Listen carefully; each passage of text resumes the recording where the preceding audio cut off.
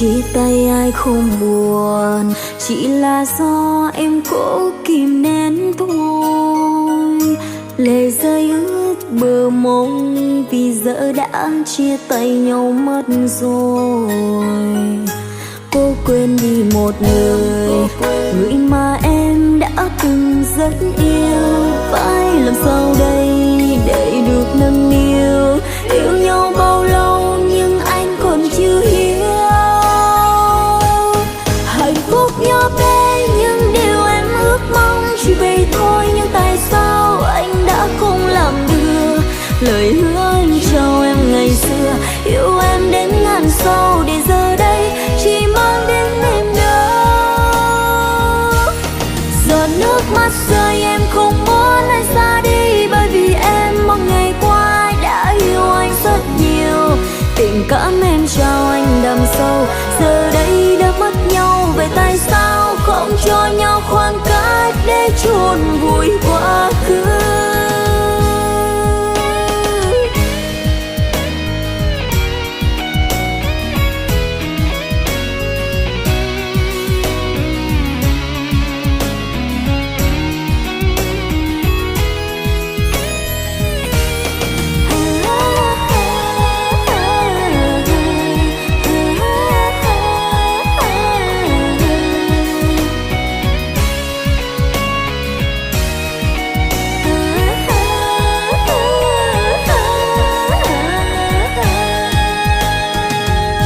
Chia tay ai không buồn, chỉ là do em cố kìm nén thôi.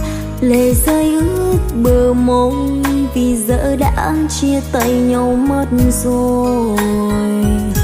Cô quên đi một người mà em đã từng rất yêu. Phải làm sao đây để được nâng niu, yêu nhau bao lâu nhưng anh còn chưa hiểu. Hạnh phúc nhỏ bé nhưng điều em ước mong chỉ vậy thôi, nhưng tại sao anh đã không làm được lời hứa anh trao em ngày xưa, yêu em đến ngàn sau để giờ đây chỉ mang đến niềm đau. Giọt nước mắt rơi em không muốn anh xa đi, bởi vì em mong ngày qua ai đã yêu anh rất nhiều. Tình cảm em trao anh đậm sâu, giờ đây đã mất nhau, vậy tại sao không cho nhau khoảng cách để chôn vùi quá khứ. Hạnh phúc nhỏ bé nhưng điều em ước mong chỉ vậy thôi, nhưng tại sao anh đã không làm được lời hứa anh trao em ngày xưa, yêu em đến ngàn sau mà giờ đây anh không giữ lời hứa.